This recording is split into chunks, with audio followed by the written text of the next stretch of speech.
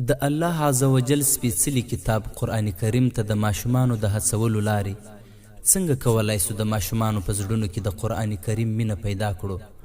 لومړی د امیدوارۍ په وخت کې میندې باید له قرآن کریم سره ډیره نږدې او ټینګ اړیکه ولري چې د قرآن کریم لوستلو او اوریدلو لپاره وخت وباسي. دویم، له پیدایښت څخه بیا د یو کال تر مودې پورې باید مور او پلار د خپل ماشوم په مخ کې د قرآن کریم تلاوت وکړي او هغه ته هر وخت قرآن کریم واوروي ترڅو د هغه په دماغ او ذهن کې د قرآن کریم اوازونه کښیني. دریم پړاو د ماشوم له دویم کال څخه پیلیږي چې په دې موده کې هم باید میندې او پلارونه د خپلو ماشومانو په مخ کې د قرآن کریم تلاوت په خپله یا له نورو ثبتي غږیز کلیپونو د MP3 له لارې واوروي او د قرآن کریم ادب او درناوی وکړي چې په لوړ ځای کې کښیږدي او په قرآن کریم بل شی کښینږدي ترڅو د ماشوم لیوالتیا او مینه له قرآن سره پیدا سي.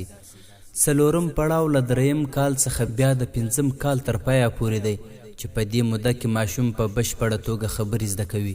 او د هر چا په خبره پوهیږي چې دا د ماشوم د ځیرکتیا موده ده او له هر چا څخه نقل کولای سي او په دغه وخت کې د هر څه یادولو وړتیا هم پیدا کوي او په دغه زمانه کې باید د ماشوم خبرې او حافظې ته د لیږد شان د قرآن کریم آیاتونه وي،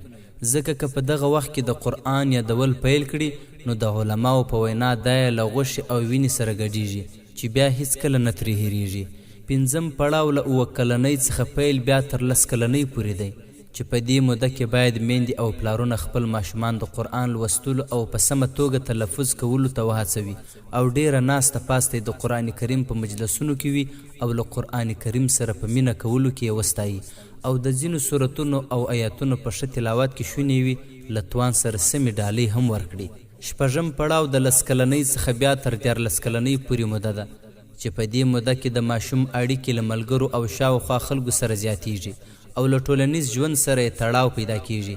نو په دې موده کې باید د خپل ماشوم کړنو او اړیکو ته ډیره پاملرنه وسي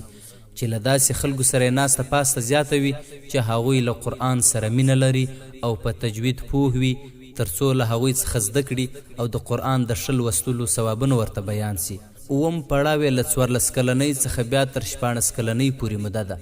په دغه وخت کې یو هلک کولی سي چې د قرآن ژباړه ځینې بیان کړي حکمونه او قصص له چا زده کړي او د اعجاز په اړه یې ځینې معلومات په خپله په کتابونو کې ولولي او له نورو ملګرو سره پرې خبرې اترې وکړي او د دا ډول خبرو اترو لپاره ناستې جوړې کړي او په یو آزاده فضا کې بحث مباحثه پرې وکړي. اتم همدارنګه که شونې وي د ښه تلاوت د کلماتو د معناو په هغو کې د بیان سویو حکمونو او کیسو په اړه سیالۍ جوړې کړل سي، ماشومان په هغو کې نیغ په نیغه ګډون ته وهڅول سي یا لږ تر لږه د اورېدونکي په توګه پکې شتون ولري. الله عزوجل دې موږ او ټولو مسلمانانو ته د خپلو ماشومانو سمه روزنه را په برخه کړي. اللهم آمین.